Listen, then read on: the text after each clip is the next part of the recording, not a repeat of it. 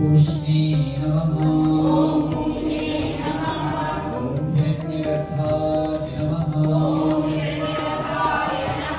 ॐ मरीचये नमः। ॐ आदित्याय नमः। ॐ सवित्रे नमः।